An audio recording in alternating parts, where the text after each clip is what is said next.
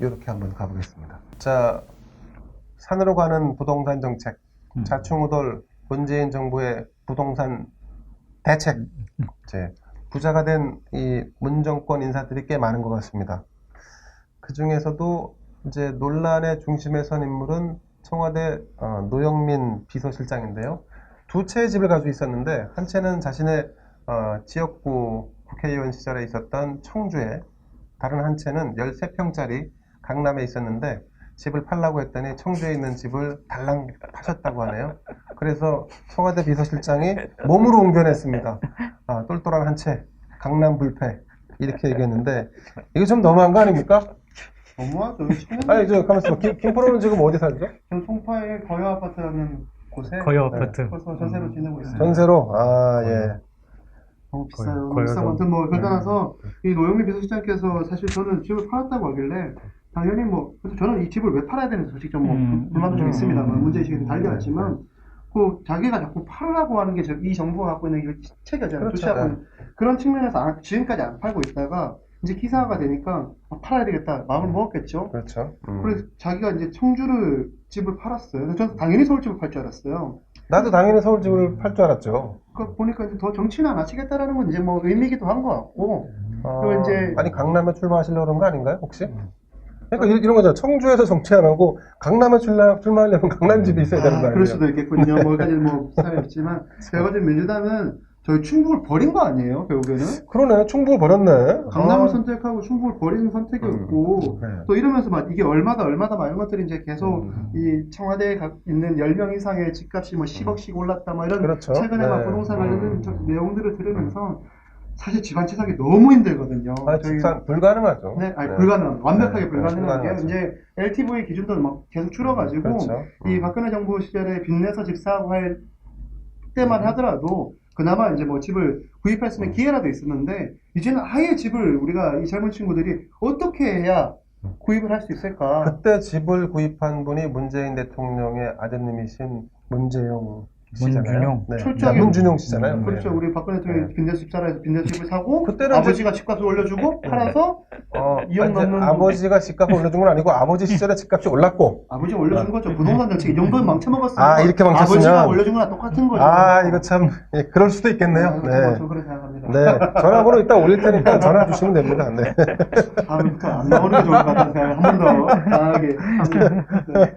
하여튼 그래서 지금 이 정치 자체가 이렇게 국민들이 지금 이렇게 우스갯소리를 할 만큼 되게 암담해져 있어요. 그래서 부동산 정책, 사실 노무현 정권이 무너진 것도 사실 부동산 정책의 실패가 가장 큰 요인 중에 하나였다고 주요했죠. 얘기하잖아요. 네, 이 주요했죠. 정부가 하고 싶은 이 부동산 정책이 도대체 기준이 무엇인지를 알 수가 없어요. 오늘 좀 이 주제가 있어서 찾아봤어요. 네, 네. 뭐 일관성이 없어요. 뭐 이거 다 저랬다 이랬다 막 계속 왔다 갔다 하면서 계속 혼란만 가중되는데 국민들 혼란 주셔도 돼요. 근데 집을 살 수 있는 기회까지 박탈하시면 안 되는 거죠, 이 정부가. 자, 부동산 정책을 좌지우지하는 그 국회의 국토위원회, 기재위원회에 또 다주택자분들이 또 많다고 하시네요.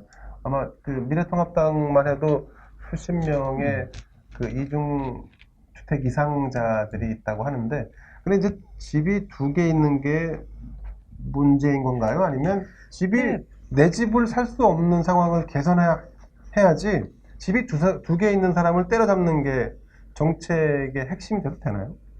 안 되는 거죠. 그거는 사실은 이제 엄밀하게 따지면 이제 우리가 헌법이 허용하는 범위를 저는 벗어난다고 생각을 해요. 그러니까 주거라고 하는 거는 네. 헌법이 보장하는 여러 가지 자유가 있지만 가장 중요한 주거 게 이전의 자유가 이제 있죠. 속에서 이제 이 자유민주 국가에서 가장 중요한 게 주거 이전의 자유잖아요. 네, 내가 맞습니다. 살고 싶은 네. 곳에서 살게 하는 거잖아요. 그러면 근데 집을 사는 길을 어떻게든지 정책적으로 막는다고 하는 것은 그 주거 이전의 자유를 아주 심하게 침해하는 거예요. 기본적으로. 아니 근데 집을 사지 않아도 주거 이전을 할 수 있지 않습니까? 뭐 물론 할 수 전세나 있죠. 월세나 예. 뭐, 네. 여러 가지 선택지 중에서 막아버리는 거니까. 선택지를 좁힌다. 그렇죠. 그건 뭐 자유를 제한하는 게 되는 거죠. 사람을 결국은. 압박하는 방법이 꼭 뭐 노골적으로 뭐 칼로 찔러서 압박하는 방법 말고도 여러 가지 방법이 있는데 찌를 거야라고 하는 것도 네, 그렇죠. 자유라고 하는 부분을 침해하는 게. 네. 근데 이제 본질적으로는 보면 그러면 집값이 부동산 가격이 이렇게 그러니까 속에서 지역별로 차이가 나고 지역 내에서 차이가 나는 게 과연 한국적 상황이냐? 근데 그건 아니라는 거죠. 이게 뭐 전 세계 전 세계적인 어디나 상황이죠. 마찬가지라는 네. 거죠. 본질적으로. 네. 예. 근데 왜 이렇게 부동산 문제가 이렇게 계속 이렇게 문제가 되느냐면 예, 예. 이걸 정치 수단으로 끊임없이 반복적으로 활용하기 때문이에요. 음. 부동산이라고 하는 거는 그 사람들, 그러니까 경제적 원리도 들어가지만 사회 원리도 들어가고 교육 원리도 들어가고 여러 가지 그렇죠. 맞습니다. 인간의 또 이제 이기심과 욕망 이런 것도 들어가는 네네. 거잖아요. 이 복잡하다라는 걸 갖다가 정치라고 하는 가장 이 칼이 예리한 게 들어가서 늘 한 방에 끝내려고 하는 게 문제가 발생하는 거예요. 그거 한 방에 끝내다가 계속 실패한 거 아닙니까? 그리고 아니 이게 한 방에 안 끊어 뭘 하나가 끊어진다고 해서 끊어지는 게 아니거든요 이게 기본적으로. 저는 100% 동의하는 게 이런 거예요. 이 정권이 자꾸 자기 임기 내에 이 부동산 정책도 뭔가 이 성과를 내려고 하는 잘못된 이 간섭들이 지금까지 이어져 온 것 같은데요. 노태우 정권 때 그 당시 뭐 공공주택인가 공급 엄청 하는 거를 결국에 혜택은 김영삼 정부에서 본 거고 다음 정권이 혜택을 보니까. 됐죠. 그리고 뉴타운이나 이런 것도 마찬가지고 지금 행복주택도 박근혜 정부에서 한 거 사실 지금 문재인 정부에서 지금 덮보고 있는 거예요. 여긴 저 은평뉴타운이나 뭐 아니면 하남 미사지구도 다 사실은 전 정권에서 다 계획해서 그럼요. 시도했고 지금 혜택을 볼 만한 상황이죠. 그렇죠. 그래서 이게 좀 길게 봐야 된다고 생각하는 거예요. 부동산 정책을 너무 단면적으로 바라보는 것 같고요. 지금 이 정권에서 해결하겠다. 네, 그리고 이 다주택자가 문제일 수 있어요. 분명히 문제일 수 있고, 이 갭 투자하고 하시는 분들 문제가 분명히 있긴 하지만, 지금 이런 겁니다. 청약을 저희가 60점 이상이 안 되면 청약이 되지는 않거든요. 당첨이 안 되는데, 청약 점수가. 네. 근데 보통 가는 사람 평균 점수가 다 60점 이상이에요. 아니면 넣지를 못해요. 근데 60점이 내 소유의 집이 한 개라도 가지고 있으면 60점이 나올 수가 없어요. 그렇겠지. 자, 그래서 생각을 해보면, 지금 공급량이 딸리는 거예요. 어쨌든 간에. 그리고 이미 가격이 많이 올랐기 때문에 전세 비율하고 매매가 차이가 많이 나서 갭 투자도 예전처럼 이제 안 되나요? 안 되죠. 그리고 쉽지 않구나. 그리고 계속 종부세 올린다 그러지 뭐 자꾸 하니까 세금 계속 올린다고 하죠. 이 소위 말하는 갭 투자하던 방식의 이 부동산 시장은 많이 죽었단 말이에요. 근데 그럼에도 불구하고 왜 이렇게 될까를 보면 결국에는 공급량이 딸리는 거예요. 지금 저희 위례 신도시 제가 송파병에 살고 있는데요. 만약 위례 신도시가 들어오지 않았다면 그 주위의 집값 지금보다 훨씬 더 높았을 거예요. 그렇군요. 그 옆에 삼성 여기 지금 새로 생긴 공급이 되니까. 당연하죠. 이게 모든 게 시장 경제의 법칙은 수요와 공급이 따라야 되잖아요. 여기 지금 앞에 있는 별내 신도시도 그렇고요. 이 삼성 남양재 별내. 네, 여기도 그렇고 그 주위에 신도시가 들어오지 않았다면 그 일대는 훨씬 더 많이 올랐을 거라는 거죠. 강남도 거기 지금 그린벨트 지역 풀어서 저는 그냥 아파트 다 졌으면 좋겠어요. 이거 원하잖아요. 이거 지금 국민들이 맞아. 강남 살고 싶어 하시고. 옳소. 저는 그래서 해서. 나도 강남 살고 싶은데. 그러면 집값 떨어질 거고 살면 되는 거 아니에요. 그러니까 이 공급량, 물론 다주택자들, 그리고 이 도덕적 해이가 일어나는 여러 사람들이 막 갭 투자를 나눠서 하고, 그래서 실소유를 원하는 희망자들이 주택을 가질 수 없는 상황이 벌어진다면 강력한 정책으로 막아야 되겠죠. 근데 그거는 그 다음 문제라는 거예요. 그러니까 공급량을 최대한 늘려가지고 실소유를 희망하는 사람들에게 좀 다양하게 공급을 하면 집값 자연히 떨어집니다. 이 볼펜 하나가 한 개니까 지금 이게 1,000만 원 달라고 하면 1,000만 원에서 누군가 필요하면 사겠지만 두 개가 되면 500만 원 되는 거고요. 근데 세 개가 되면 300만 원 되는 거예요. 집값이 너무 떨어지면 부동산 경기가 추락을 하고 그러면 근데 그거는 그러니까 공급량을 조절해야 되겠죠. 그래서 네. 미국도 그것 때문에 일본 사태가 뭐 벌어지고 결국에는 미국발 경제 위기가 전 세계에 서프라임 모기지가 있었죠. 될 거였지만 물론 그 조절해야 됩니다. 조절해야 되면 단순한 논리로 얘기할 수는 없는 문제지만 분명한 거는 공급량은 딸린다. 그건 지금 당장 분양을 받기 위해 청약하러 한번 가보십시오. 그러면은 딸림을 느낍니다. 피부로. 그렇구나. 자, 근데 이거는 우리나라에서 이거를 해결했던 방식이 아까 이제 잠깐 얘기가 나왔지만 노태우 정부에서 한 200만 원을 이제 뿌려서 주택을 200만 원 올린 적이 있고 MB 정권 하에서는 이제 그 소위에서 공공부문의 물량에 원가를 낮추는 방식을 썼어요. 원가를 그래서 그때 당시에 이제 뭐 아파트 반값 아파트도 막 나오고 막 그러면서 아파트 원가 공개 이거 논쟁이 붙었었잖아요. 맞습니다. 그래서 이제 민간 부분은 어떻게 할 수가 없으니까 공공부문은 저기 LH공사부터 시작해서 HS공사 이런 게 있었죠. 공사들이 있잖아요. 여기 서울도 있고 이제 토지주택 공사가 있으니까 그게 처음에 원가 공개하다가 나중에 흐지부지 됐지 않습니까? 거기서 이제 원가도 최종적으로 공개 못했죠. 결국은 거기서 이제 원가를 다운시키는 거예요.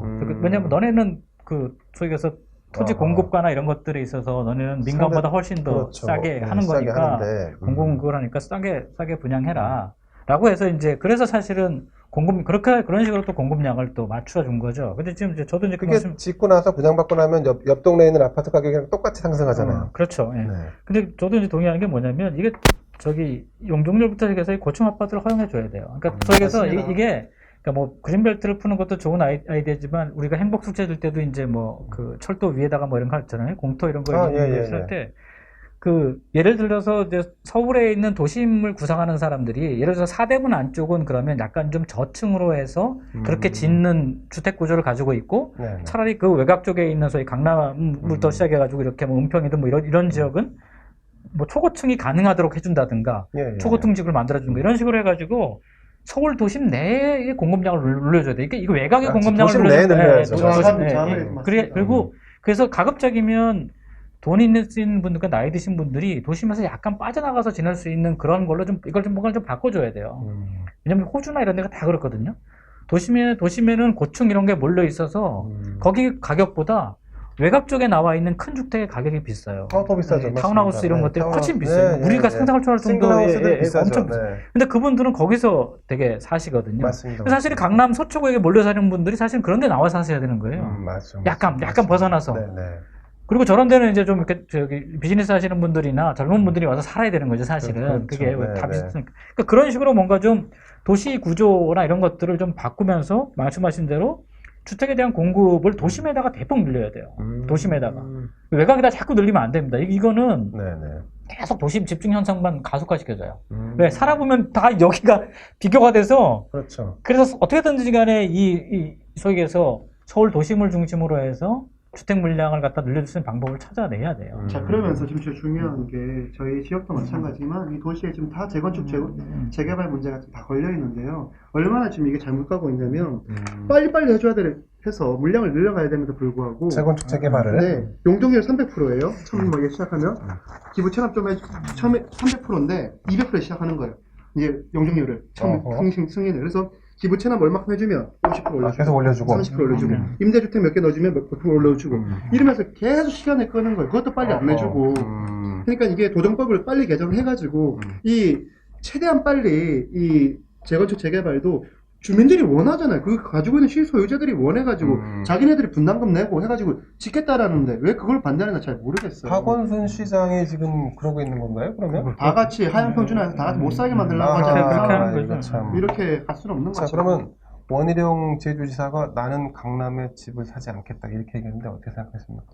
난 그런 얘기 도대체 왜 하는지. 왜 하는? 근데 이해를 못 하겠어요. 그 자유민주주의, 시장경제 이런 걸 수호하고 그 가치, 헌법 가치를 통해 가지고 이 나라를 좀 더 잘 살게 해보겠다라고 하는 이 보수 정당의 정치인들이 완전히 그거는 포퓰리즘적으로 강남 사는 사람 죄졌어요. 열심히 살아가지고 맞아. 자기네들 일군 재산으로 강남이라는 걸 살고 있는 건데. 아, 사이다 발언이야. 그리고 그 네. 사람들도 더 좋은 거 살 수 있지만 강남이라는 그곳에 물론 그렇지. 학군 문제도 있고 뭐 여러 개가 있을 겁니다. 뭐 그런 해결해야 될 우리 정책 부분을 제가 다 손 놓고 얘기하는 건 아닙니다. 근데 다만 그들이 선택하고 있는 돈에 그 비싼 돈에 그 좁은 집 가서 살겠다라는 본인의 의지를 왜 욕해요? 그러니까 사실은 이거 원희룡 지사는 목동 사실 때 아이들 교육을 다 하셨을 거예요. 자, 여기서 유일하게 강남에 집을 가지고 계신 우리 장프로님이 제가 보시기에 제가 강남까지 진입하는데 결혼하고 나서 네. 97년도에 결혼했으니까 97년도에 결혼해가지고 강남 서초에 전세를 처음 갔을 때가 2009년이에요. 그러니까 한 12년 걸린 거죠. 그러니까 그렇게 네. 열심히 벌어서 네. 모아서 제가 저축해서 저기 은행- 광명시 하안동에서 예. 동작을 거쳐가지고 예, 이제 예. 그렇게 이제 네.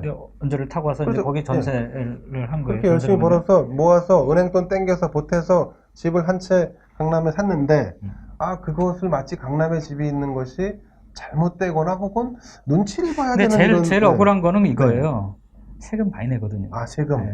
진짜 세금 많이 내거든요. 네. 이 세금 가지고 박원순 이런 인간들이 네. 그 박원순 시장님이 네. 박원순 시장 이런 사람들이 또 폼은 지가 다 잡아요. 또 이 돈 가지고 애들 수당 주고 그러니까요. 청년 아니 경기도하고 서울이 무슨 돈 가지고 이거 할 것 같아요. 결국은 부동산세가 지방세잖아요. 전형적인 지방세잖아요. 부동산 재산세가 제일 많이 나와요. 재산세가 기본적으로. 아니 뭐 그 말씀하시니까 서울시의 수입 지출도 한번 들여다보셨나요? 서울시 수입 지출도 열심히 들여다보고 있죠. 지금 들어가고 계시죠. 네. 박원순 시장이 들어오는 돈을 함부로 막 쓰고 있는 경향이 있죠. 함부로 막 쓴다기보다 네. 그냥 이제 경기도보다도 서울시 같은 경우는 워낙 재정이 여러 개 있으니까 규모가 크니까. 네. 여러 개 있으니까 시장 독자적인 사업들을 많이 하죠. 그러니까 중앙정부만 쳐다봐서 그런데 이게 서울시 네. 자체는 지금 보세요. 서울시는 외관상으로 변한 게 거의 없습니다. 예, 예. 근데 돈은 많이 써요. 근데 그거 어디 쓰는지 아무도 관심이 없어요. 우리 지금 서울시의원 3명인가 4명밖에 안 돼요. 대통령이 정확하게 6명. 6명 있습니까? 아, 지역구 3명, 지역구에 3명. 6명 있어요? 그러면 108명인가 되는데 거기서 6명. 그렇죠. 아, 그런 거 아닙니까? 그래서 이 있습니다. 이러면 시장이 그런다는 겁니까? 이는 무슨 이 얘기가 안 되니까. 근데 사실 지금 박원순 시장이 인기가 없잖아요. 그건 좀 인기가 많지 않은 것 같습니다. 네. 아니 그런가요? 이 양반이 지금 3선이잖아요. 예.